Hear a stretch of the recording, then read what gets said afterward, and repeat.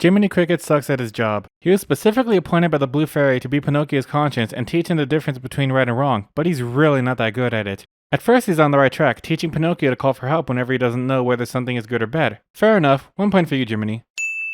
Next day, Jiminy catches Pinocchio being lured away from school by Honest John at the promise of being an actor. Again, he does the job well enough here. He gets Pinocchio's attention and tries convincing him to go to school, but Pinocchio leaves with Honest John anyway. So far, he hasn't done anything wrong. A conscience can only tell you what to do, but it's up to you whether or not you actually listen. Have another point.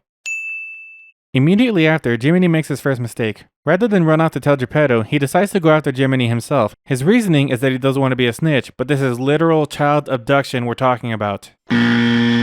Next, Jiminy sees Pinocchio performing at a puppet show, and after seeing the crowd cheer, he decides Pinocchio doesn't need him anymore because he's famous now and leaves. Except his job isn't to make sure Pinocchio is famous, it's to make sure he's brave, truthful, and selfless. You're back at 0, Jiminy. Oh yeah, and now Geppetto's worried sick like any decent father should be. What do you know? Turns out Pinocchio is now a slave, so he takes one of the few good lessons Jiminy's given him so far and calls for help. Jiminy doesn't hear him, but fortunately he made the decision to visit anyway.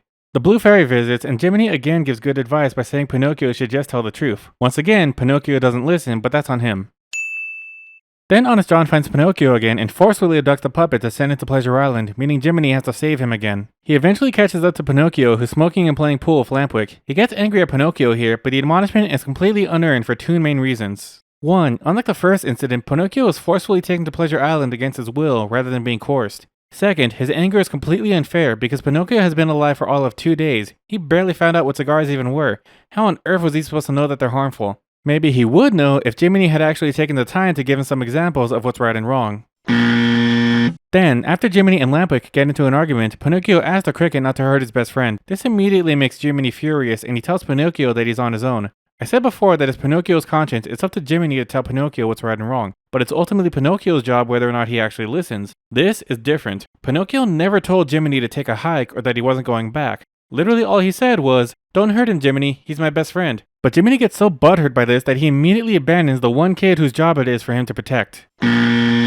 Fast forward, Pinocchio and Jiminy escape Pleasure Island together and make it back home, only to find Geppetto isn't there. Then the Blue Fairy sends him a letter explaining Geppetto got swallowed by the whale monster while he was looking for Pinocchio. This time, Pinocchio is the one being responsible, not hesitating to go and save his father. And what does Jiminy do? He tries to talk Pinocchio out of it. Yeah, screw the man who made hundreds of children happy. What did he ever do for Pinocchio? I mean, he only carved him, gave him a name, made a wish for Pinocchio to become a real boy, tried to give him an education, and looked everywhere once his son went missing until he reenacted a chapter from the Book of Jonah. Yes, I know Jonah was swallowed by a fish, not a whale. The point is, this time Pinocchio actually has to be the one convincing Jiminy to do the right thing, a complete reversal of their roles. Fast forward one more time, Pinocchio dies getting his family out of Montro's mouth, but his bravery, honesty, and selflessness get him revived and turned into a real boy. Happy times for all. Then the Blue Fairy gives Jiminy a solid gold badge that he absolutely didn't earn. You suck, Jiminy. Please note, this video is purely satire. In truth, I love this film. I just don't think Jiminy deserved his badge at the end. Thanks for watching, and subscribe for more amateur story time.